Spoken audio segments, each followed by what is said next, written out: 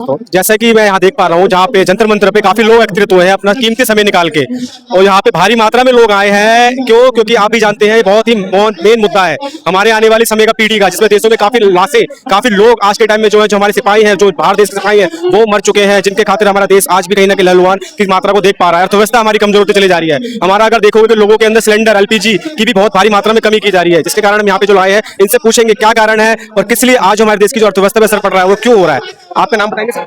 मेरा नाम कासिम है। आप यहाँ पे आए प्रोटेस्ट में, क्या कारण है सर? कारण इसके बहुत सारे हैं, लेकिन मैं आपको जो मेन रीजन हैं वो बता देता हूँ। सबसे मेन रीजन ये है कि जो रोज़ा श्राइन जनाब फातिमा ज़हरा जो रसूल खुदा की डॉटर थी, बेटी थी, उनका रोज़ा आज से 100 साल पहले 1926 में आले सऊद ने डिमोलिश करा था। तो हम लगातार ये प्रोटेस्ट 38 ईयर्स से मेरे फादर करते हैं, और हम सब लोग ही इसमें अपनी आवाज़ रखते हैं, क्योंकि इंडिया हमें फ्रीडम देता है कि हम अपनी आवाज़ रख पाएँ। तो उस फ्रीडम के तहत हम अपनी आवाज़ सऊदी गवर्नमेंट से रखते हैं कि उस रोज़े को जल्द से जल्द बनवाया जाए। दूसरा रीज़न ये है कि जिस तरीके से सऊदी फंडिंग करता है सारे टेररिज्म को पाकिस्तान से, वाया पाकिस्तान, वो एक अच्छा चेहरा दिखा के दुनिया को, और बैक एंड पे जिस तरीके से अमेरिकन टेररिज्म को, इजरायली टेररिज्म को भेज देता है, उन बच्चों को मारने के लिए जिनकी कोई गलती नहीं थी, जो एक स्कूल में पढ़ने गए थे, उनको मारने के लिए जो हमारे आयतुल्लाह खामनेई साहब ईरान के सुप्रीम लीडर थे, आज उनके बेटे हैं, जिन्होंने बंकर का सहारा नहीं लिया इसलिए कि नहीं उनकी आवाम बिना बंकर के थी। ऐसे लोगों को मारने के लिए, ऐसे लोगों को टारगेट किलिंग करने के लिए अपने बेसिस प्रोवाइड करता है। तो उसके अगेंस्ट, उसकी फंडिंग के अगेंस्ट जो भी टेररिज्म को वो कर रहा है, उसके अगेंस्ट ये प्रोटेस्ट है, ताकि जितने भी यहाँ, और यहाँ शिया सुन्नी या हिंदू सिख, अभी हमारे सिख भी भाई बहुत लोग गए कॉन्डोलेंस देने ईरान एम्बेसी, हिंदूज भी गए। यहाँ बात रिलीजन की नहीं है, मेन चीज़ होती है ह्यूमैनिटी।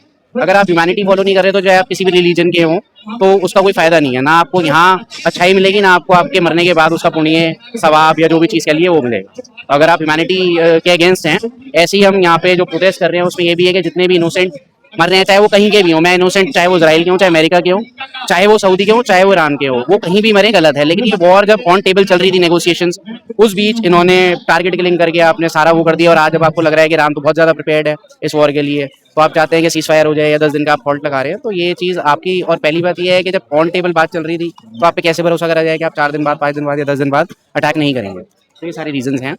और मैं ये भी कहना चाहता हूँ कि ईरान और इंडिया के बहुत अच्छे रिलेशंस हैं, उसे ही हम मेंटेन भी करेंगे, चाहे वो हमारी आवाज़ से हो, चाहे गवर्नमेंट की आवाज़ से हो। आज भी ईरान ने इंडियन शिप्स को अलाउ करा है स्ट्रेट ऑफ हॉर्मुज से, तो एक बहुत अच्छा मैसेज है जो ह्यूमैनिटी के लिए जाता है, क्योंकि वो वॉर में इनोसेंट लोगों की कोई गलती नहीं होती है, लेकिन सबसे ज़्यादा पैसे वही जाते हैं।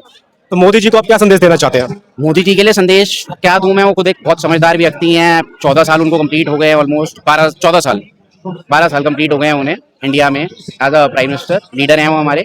उनके लिए संदेश कुछ नहीं है, जिस तरीके से वो अपनी नीतियां चला रहे हैं, बस ये मैं कहना चाहूँगा कि जो दोस्त इंडिया के रहे हैं हमेशा से, जैसे ईरान है उसमें 94 कह लिया, कश्मीर का मुद्दा कह लिया, जिसमें ईरान ने पाकिस्तान को सपोर्ट ना करते हुए being a Muslim country India को सपोर्ट करा। और भी अभी भी जैसे रिसेंट टाइम में उन्होंने बहुत अच्छे तरीके से एलपीजी गैस वगैरह सारी चीज़ें इंडिया के लिए रिलीज करी, तो उस तरीके से उसी तरीके का रिलेशन मेंटेन करें उन लोगों से जो आपके साथ रिलेशन आगे मेंटेन करें, ना कि ऐसे लोगों से जैसे ट्रंप है जो उनका हर दूसरे दिन मजाक उड़ाता है, क्योंकि चाहे मजाक मोदी जी का उड़ाया जाए वो पूरे देश का अपमान है। तो ऐसे लोगों के साथ रिलेशन मेंटेन करने का कोई मतलब नहीं है जो हर दिन आप पे हंसे। ईरान भारत को तेल देता था और बहुत सस्ते रेट पे देता था, और भारत के रेट पे देता था। 50,000 करोड़ की एक लेनदारी नहीं थी, देनदारी थी उसकी। मतलब उसने यूको बैंक में 50,000 करोड़ रुपए पहले से ही दे रखा था, और 60 दिन का क्रेडिट भी उसने दे रखा था, और रूस भी उसको तेल देता था और उससे कम लेवल पे देता था। मगर फिर भी हमारे भारत के प्रधानमंत्री अमेरिका से तेल ले रहा है, और वो महंगा तेल ले रहा है। क्या आपको नहीं लगता कि वो किसी दबाव में है? देखिए, दबाव इंटरनल क्या है पीएम मोदी के ऊपर और इन लोगों के बीच में आपस में क्या दबाव, क्या चीज़ें हैं, वो तो एक नॉर्मल इंसान, चाहे मैं हूँ चाहे आप, वो नहीं बता सकते वो एप्सिन फाइल का दबाव है या वो कौन सी चीज़ का ऐसा दबाव है। लेकिन हाँ, एज अ कंट्री आप बेनिफिट देखेंगे पहले इंडियंस के लिए, ना कि अपना कोई पर्सनल या आपके मिनिस्टर या आपके कैबिनेट का बेनिफिट नहीं है। यहाँ 125 करोड़ लोग रहते हैं, आपको एट अ लार्ज उनका देखना चाहिए। अगर 60 रुपए तेल बिकेगा 100 के बजाय, तो उसमें सिर्फ ये नहीं है कि किसी एक पर्टिकुलर इंसान को फायदा होगा, पूरे देश का फायदा है, इकोनॉमी का फायदा है। आपको अगर कोई चीज़ सस्ती मिल रही है तो बहुत नॉर्मल सा लॉजिक है सर। अगर मुझे 2 दुकानें सामने और एक से 100 रुपए की चीज़ मिल रही है और एक से 50 की मिल रही है और उधार में मिल रहा है उस 50 वाली दुकान पे, तो कोई बेवकूफ़ी होगा वो 100 रुपए वाली दुकान पे जाएगा। तो अगर ये बेवकूफ़ी कर रहे हैं तो इन्हें अपनी नीतियाँ और बेटर करनी चाहिए, और ईरान से थोड़ा सा सीख लेनी चाहिए कि डर के आप जी जिंदा रह सकते हैं, लेकिन आप जिंदा रहना सिर्फ एक चीज नहीं होती है, आपको कहीं कहीं जुल्म के अगेंस्ट या कोई गलत चीज के अगेंस्ट खड़ा होना पड़ेगा। ईरान अमेरिका से ज्यादा ताकतवर निकला, जो कि अमेरिका को लगा नहीं होगा, क्योंकि अमेरिका और यरूशलेम दोनों को, इजराइल दोनों साथ साथ थे। इवन ईरान का किसने सपोर्ट नहीं करा, 57 देश थे भारत उस उनके जो मुसलमान देश थे, वो अकेला लड़ रहा है, और अकेला एक समझ लो खड़ा है, और उसने अच्छी खासी लेवल पे अमेरिका का नुकसान किया है। और आज भी वो कह रहा है कि हम आपके एनर्जी सेक्टर उड़ा देंगे अगर आप आज नहीं आए तो।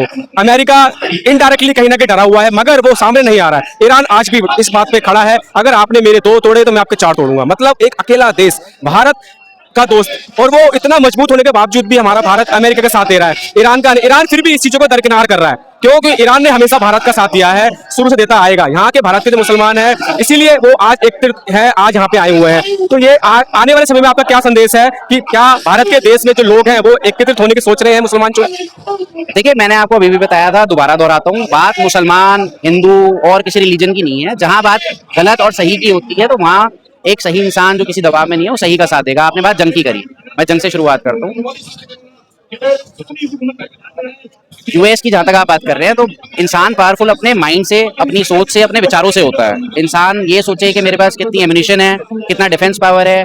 आज आप देखिए अमेरिका के हालात के, वहां पे 70% लोग आपकी रूलिंग पार्टी के अगेंस्ट है, पूरी कांग्रेस ट्रम्प के अगेंस्ट है। कोई वहां पे वॉर नहीं चाहता, वहां भी लोग सुकून चाहते हैं, अमन चाहते हैं, पीस चाहते हैं। कुछ चुनिंदा लोग अपने फायदे के लिए, चाहे वो नेतन्याहू हो, चाहे वो ट्रम्प हो, कुछ लोग अपने ईगो में, अपनी सेल्फ सेटिस्फैक्शन के लिए अगर वॉर इम्पोज करते हैं किसी कंट्री पे, मारते हैं। और इन्होंने पिछले इनके रिकॉर्ड देखे, आप हर कंट्री के साथ यही करा है। जो थोड़ी कमजोर कंट्री है, उनके ऊपर अपने बल को लेके, अपने पावर को लेके, अपने ट्रूप्स को लेके, जिन चीजों पे भी वो करते हैं, तो वो तो सीधा सीधा जुल्म है। ये नहीं हो जाएगा कि भाई मैं पावरफुल हूं तो मैं किसी भी गरीब को दबा लूंगा। भाई इंडिया में करोड़ों लोग रहते हैं, और ये नहीं है कि हर आदमी यहाँ पे अमीर है, हर आदमी के बड़े बड़े घर हैं। तो इसका मतलब ये नहीं है कि अंबानी आ जाके एक छोटे गरीब मजदूर को चाटा मार देगा। तो ये ना तो इंसानियत सिखाती है, ना ही ये तरीका है जिंदगी जीने का। अगर मैं कह रहा हूँ पावरफुल है भी यूएस से, इजराइल कंबाइंड या बाकी 57 देश जिनकी आप बात कर रहे हैं, तो इसका ये मतलब नहीं है कि आप ईरान को मारेंगे या और किसी कंट्री पे हुकूमत कर लेंगे। और ये चीज ईरान ने बहुत अच्छे से इन लोगों को सिखा दी है कि अगर आप गलत तरीके से हम पे वार करेंगे, तो आपको उसी हिसाब से पलटवार भी मिलेगा।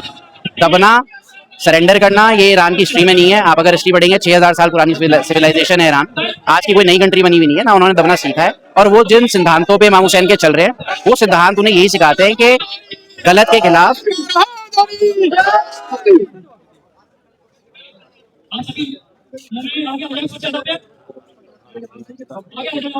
जिन सिद्धांतों पे ईरान लड़ रहा है, वो सिद्धांत इमाम हुसैन के हैं। वो यही सिखाते हैं कि जब आप जुल्म के खिलाफ हो, जब आप गलत चीज़ों के, गलत विचारों के, गलत सोच के खिलाफ खड़े हो, तो आपको सिर्फ अपने पालने वाले को, अल्लाह को, भगवान को या अपने गुरु को, उनको देखना चाहिए, और वही आपका साथ देगा। आज मान लीजिए आप ईरान जिस हिसाब से लड़ रहे हैं, तो क्या ये मदद ऊपर वाले की तरफ से नहीं है? अगर ये मदद ऊपर वाले की तरफ से ना होती तो ईरान इतना नहीं लड़ पाता। जो प्रैक्टिकल चीज़ें हैं, मैं प्रैक्टिकली बात कर रहा हूँ, मैं ना कोई जोश में बात कर रहा हूँ, ना किसी उसमें बात कर रहा हूँ। प्रैक्टिकल यही है कि भाई जो यूएस की पावर है, वो अपने डिफेंस पे इतना खर्च करता है कि उसके बाद की 3 कंट्रीज मिला के उतना डिफेंस पे अपना खर्चा नहीं करती है। यूएस एक बहुत बड़ी पावर है, लेकिन हाँ, उनका ईरान के साथ ये चीज़ है कि आज की डेट में हर सिटीजन ना कोई वहाँ से छोड़ के भाग रहा है देश, ना ही वो मरने से डर रहे हैं। आज भी बहुत बड़ी बड़ी गैदरिंग्स में हैं, आज भी हर जगह अपने कंट्री के फ्लैग लेके चल रहे हैं। और हम लोग बीइंग इंडियन मुस्लिम्स यही मैसेज देना चाहते हैं, चाहे यहाँ की कंट्री हो, चाहे वो कहीं के भी लोग हों, कि किसी भी गरीब को, किसी भी ऐसे इंसान को मारना जिसका वॉर में कोई इन्वॉल्वमेंट नहीं है,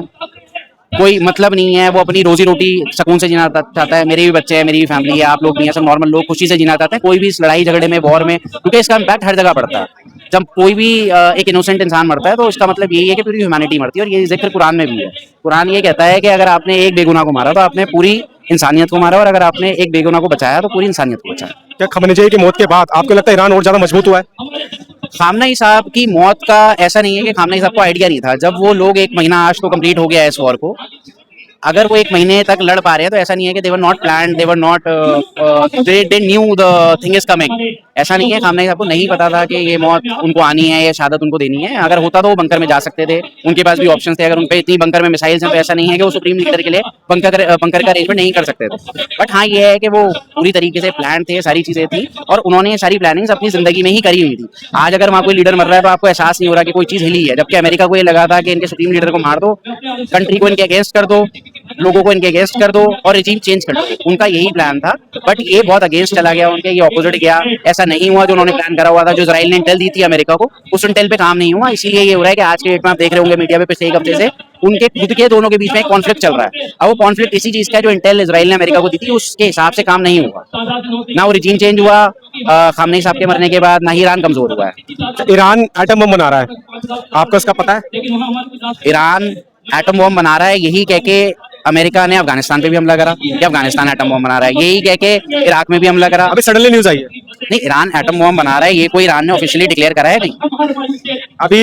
अभी मैं आ रहा था तो मैंने अभी सुना कि ईरान एटम बम, क्या कुछ भी अभी पक्का मैं भी नहीं कह सकता क्योंकि मैंने किसी चैनल पे सुना था, मगर हाँ एटम बम बना रहा है और वो इसके अमेरिका को उस चीज की पता लगी है और उसने ये बोला है कि अगर अमेरिका थल सेना के थ्रू अगर वार करता, मतलब जवानों के थ्रू अगर वार करता है तो वो उसका सामना भारी करना पड़ेगा उसको। मतलब अगर वो पहाड़ों के बीच में से आके युद्ध करता है तो अभी तो वो मिसाइलों से युद्ध कर रहा है, अगर वो थल सेना के थ्रू अगर युद्ध करता है तो उसको भारी सामना करना पड़ेगा अमेरिका का। देखिए, भारी सामना तो अमेरिका को हर तरीके से करना पड़ेगा, चाहे वो एयरफोर्स से आए, चाहे वो आज हॉर्मूज में ईरान का ही कब्जा है। और अब ये चीज तो जाहिर है कि नहीं कर पा रहा है, वो अपनी नेवी से नहीं कर पा रहा, क्या उसके बाद नेवी नहीं है। अब उसके अगर ट्रूप्स आते हैं, ऑन ग्राउंड इन्वेजन की आप बात कर रहे हैं, ऑन ग्राउंड इन्वेजन में भी ईरान के सामने नहीं है। दूसरी मैं एटॉमिक बॉम्ब की बात बता देता हूँ आपको। एटॉमिक बॉम्ब बनाना, यूरेनियम एनरिच करना एक बहुत अलग चीजें हैं।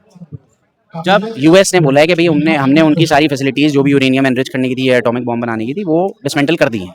और आज भी अगर हम वॉर छोड़ देते हैं तो इनको सालों लग जाएंगे जहां पर ये थे वहां पर वापस आने के लिए। तो देखिए, ऑफिशियली तो कोई भी ऐसी डिक्लेरेशन ईरान की तरफ से नहीं है कि वो न्यूक्लियर बना रहे हैं। रही बात अमेरिका की, तो अमेरिका किसी पे आज मैं आप पे इल्जाम लगा दूं भाई हो सकता है कि आप छुरी बना के मेरा मर्डर करने वाले हैं, तो इस सोच पे कि मेरी सोच में क्या चल रहा है, मैं आप पे अटैक थोड़ा ना कर दूंगा, क्या आप मुझे मार देंगे। तो ये तो एक नैरेटिव सेट कर दिया है लोगों के दिमाग में कि भाई जितने देशों पे अमेरिका अटैक करता है वो सारे टेररिस्ट देश हैं, वो सब कुछ ना कुछ अमेरिका के प्लान कर रहे थे। इसी उस पे अच्छा होता क्या है कि मेन रीजन होता है ऑयल, गैस, बड़े बड़े बिजनेसमैन, बड़ी बड़ी चीजें। आज इराक में से 46% ऑयल अमेरिका एक्सट्रैक्ट करता है। जो आज अमेरिका के पास ऑयल है उसके बाद वो डील्स करता है, जब इन्वेड कर देता है किसी कंट्री को उसके बाद डील्स करता है, तेल बेचता है पूरी दुनिया को। तो ये एक बहुत अलग नैरेटिव है। अगर आप थोड़ी स्टडी करें, लोग थोड़ी स्टडी करें, तो ये चीजें सामने आ जाएंगी किस तरीके की वॉर चलती है। ये सब पैसा, ये सारे पॉलिटिकल गेम्स, बड़े बड़े लोग इन्वॉल्व होते हैं, इनके अपने जाती फायदे होते हैं, इसमें लोग पिसते हैं। और ईरान को ऐसे इन्वेड करना कोई तरीका नहीं है कि आप किसी भी कंट्री को चाहेंगे जब चाहेंगे। ये कोई आपकी गुंडागर्दी नहीं है, दुनिया है, यहाँ पे रूल्स एंड रेगुलेशन है, सारी चीजें। हालांकि यहाँ ये है कि जितनी बड़ी बड़ी संस्थाएं हैं, जितनी बड़ी बड़ी चीजें हैं, वो सारी यूएस के अंडर हैं, उन्हीं के लोग बैठे हैं और वो उनके इशारे पे ही चलते हैं। लेकिन हाँ, ईरान ने बाकी ऐसे देशों को हिम्मत जरूर दे दी है। जो लोग गरीब थे, कमजोर थे, अमेरिका से डरते थे, उन्होंने रास्ता दिखा दिया। जैसे उन्होंने गल्फ को रास्ता दिखाया कि भाई जिनके भरोसे आप बैठे थे वो अपने लिए बचाएगा, अपने इजराइल को बचाएगा, आपके लिए नहीं खड़ा होगा। आखिरी सवाल, आप अगर ट्रंप की जगह पे होते तो क्या करते?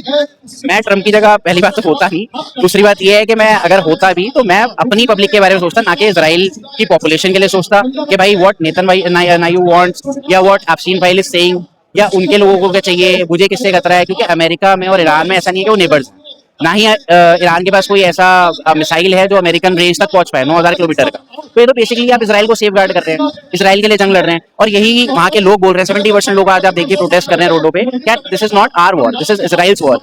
तो इजराइल की वॉर में मैं क्यों अपने लोगों की कुर्बानी देता, अपने सोल्जर्स की कुर्बानी देता? वो ट्रम्प की सोच है और वो गलत है, उसको देखना भी पड़ता है।